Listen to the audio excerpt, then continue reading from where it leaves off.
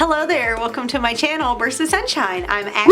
In this video, I'm going to be showing you how I made another DIY custom game. If you've seen my Monopoly game that I made last year, it was super fun and it came out great, and I just love having a personalized board game to play. So I decided to spin on that because a resolution of mine is that I would like to spend more time, playing games and just spending quality time with my family and a little bit less on our devices and a little bit more person-to-person interaction.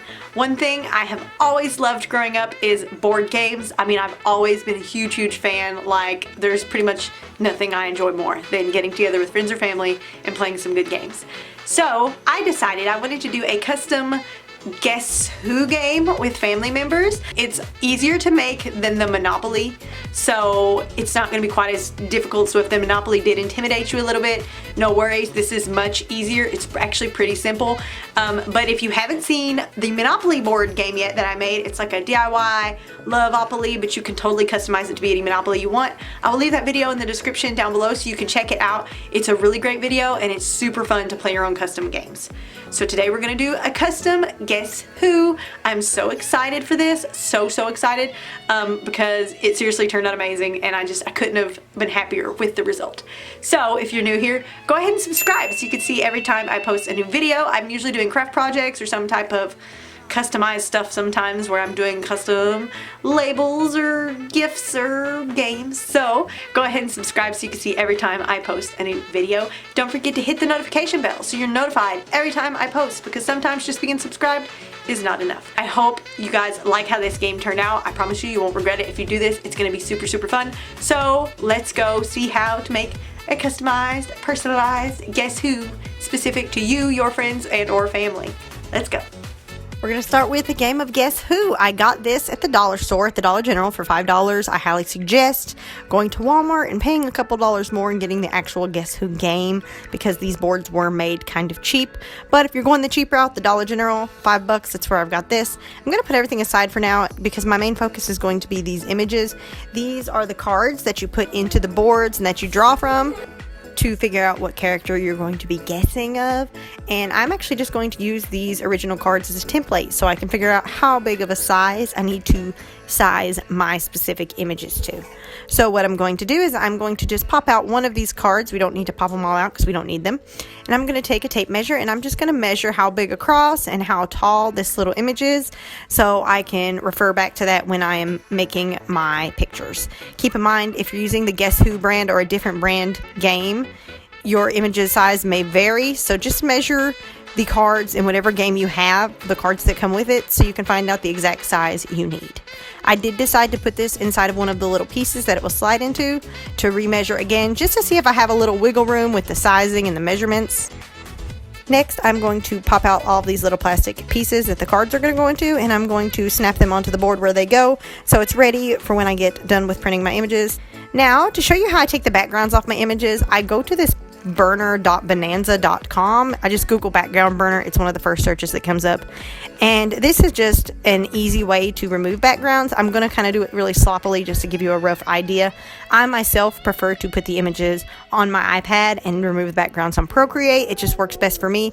But if you don't have an iPad Pro and Procreate, this is a really good way to do it. It's just going to take some time. You just got to sit and piddle with it. I've done a really bad job here just as an example to show you how easy the background burner can take your background off, and you can use the little red dot to erase background and use the green to put things back. But again, spend a little more time on it and it'll probably turn out a lot better for you.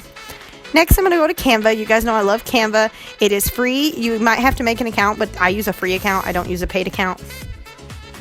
I'm going to go to a custom size and I'm going to put in the size of the cards that I'm going to make. This again may vary based on what size cards for your specific game board. Mine are going to be 1.25 inches by 1.6 inches. Now that I have my basic card template pulled up, I'm going to sit and make all of my individual pieces for all of my characters or my people in the game. I'm going to add the picture on there that I'm going to use for the character, and I'm just going to pretty much make my card. You can make these however you want.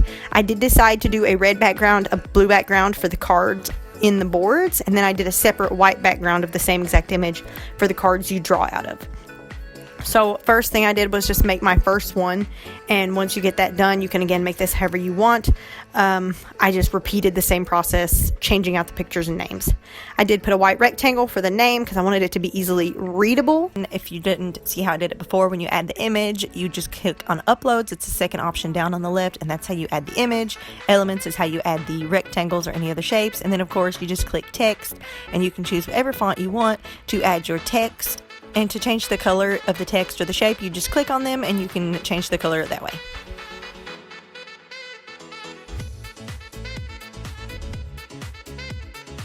I also Google searched an eye clip art so I can add the eye color of everyone onto their cards just to make it easier, because in the real life pictures like this, you can't exactly tell their eye color great. So I did decide to do that just to add a little bit of extra easiness to the game. Does that make sense? To make it a little easier, because just you want to be able to see their eye color. Once I got this image how I wanted it, I downloaded a copy of it, a PNG or a JPEG, whichever one works. And once I downloaded the copy, I changed the background. And to do that, I clicked on the background, and then you just pick whatever color you want. And then I re-downloaded it again in blue. And then I took the background again and made it white for the card that you draw, because again, I wanted to have them all three different. And I did this for every single character. So you have a blue, a red, and a white. Now, all I did was take those same images and take out the name and the image of the person and change it out for the next person in my list. And then I did that until I finished all of my character cards. Now that all my character cards are done, I'm going to go back into Canva and open up a new file, and I'm going to make this one a letter size because that's just a standard sheet of paper printing size. And so I'm going to put all of my cards, or as many as I can, on a sheet, because since they are all individual images, it would be hard to print one on each page. So I did go in here and I uploaded the images of my little people, my little characters. I sized them down to the size I needed them to be, which was the 1.25 by 1.6. And then I just put as many of these little people character cards onto a sheet as I could fit. I ended up having to use 2 sheets to fit everyone on them, but I just individually, one at a time, put each image on here and until I filled up the sheet. At first, you can see I'm putting the white images on here too, the white cards, but I later changed my mind and decided to just do all of the red and blue cards on one sheet together, and then to put all the white cards on a sheet together. And I made the white cards just slightly bigger. I made them about 2 inches instead of 1.6 inches. Again, this could all vary based on how big of a slot you have in your board pieces to put your pictures. So I'm just going to go down the line and add the images of everyone that I have for the game. My game required me to have, I think it was 24 people. I did actually run out of people and have to put a couple of dogs on this game, just because I kind of wanted it to just be like super close people that we know enough about that we could do the questions for, and I just ran out of people, so I ended up doing dogs.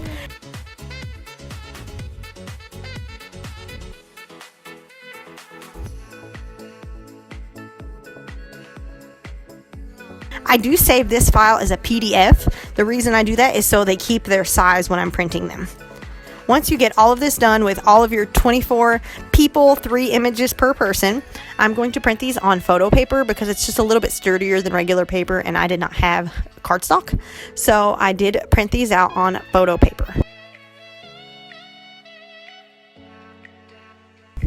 I slowly cut out the pictures just so I can make them as straight and clean as possible. I checked my board to see if they would fit. It was a little bit big, so I just trimmed a little bit on the sizes until I was able to get it to fit. So I did have to trim all of the pictures on the sides. It didn't end up cutting off any of the pictures, so it all worked out. So I just go down the line through all of my pictures and cut them all out one at a time. I cut them out very slowly. You just can't tell because I have this fast forwarded like super fast, but I did try to take my time and be careful cutting out the images. As you can see, I did all the blue and red on one sheet, and I did all of the white on a separate sheet so I can make them a little bit larger. So now I'm going to take all of the pictures with the blue backgrounds, there's me, and I'm going to just slide them into the blue board, not in any particular order. I'm just going to kind of cram them in any random way because I kind of didn't want them to be predictable where they were. So I just randomly picked up cards and shoved them in wherever they went. Again, with the red board, I did the same. I got all of the cards that I made with the red background, and I put them in the slots until I filled up the entire game board.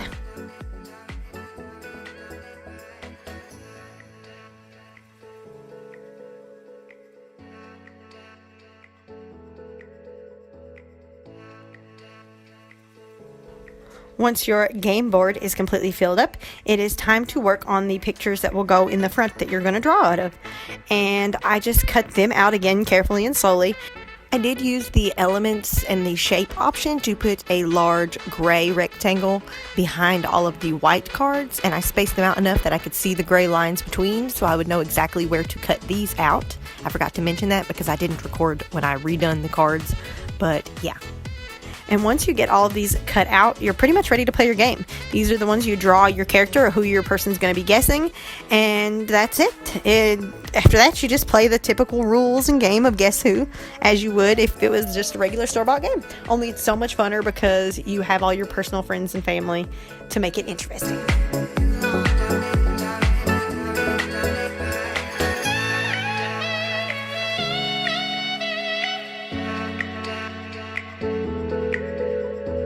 I cannot stress to you how fun this game is. So my husband's never played Guess Who, and I feel so bad for him because Guess Who was one of my favorites as a kid. So when I got this idea, I knew I had to run with it, and I'm so glad I did because it turned out so cute. I actually got my Guess Who board at the dollar store for $5. I highly suggest you just go buy the actual Guess Who boards. The dollar store ones are made really cheap. They don't flip down really good. Just pay the extra few dollars, go to Walmart and get you the actual Guess Who board. But keep in mind that your measurements and all that will depend on your board. If you're using a different brand board, all my measurements fit my board. That doesn't mean they'll fit a Guess Who board. So when you're doing this, make sure you already have the game first so you can get all your measurements from it. Keep that in mind. But again, I do highly suggest do not get the one I got. Do not get the one I got. Get the Guess Who from Walmart. But with that said, I hope you like this video. I hope you guys like this Guess Who game. Leave a comment down below. Let me know, what is your favorite board game? I love board games. I plan to make a ton more custom board games. I know you guys really like the Monopoly, so I would like to try to see what other games I can DIY and make. So leave a comment down below. Let me know what your favorite board games are. I don't even know what mine is because I love so many games. So many games. Does anybody remember Dream Phone? Like, is anyone old enough to remember Dream Phone and Mall Madness? Because growing up, them were my jam. But a lot of people have no clue what that even is. So, anyways, leave a comment down below. Let me know what your favorite board game is. Subscribe so you can see every time I post a new video. Hit the thumbs up button if you thought Guess Who turned out cool and fun, because it really was really fun. And if you do one with your own family members, I promise you, you will have a blast. So, thank you guys for watching this video. I hope you liked it, and I will see you next time. Bye.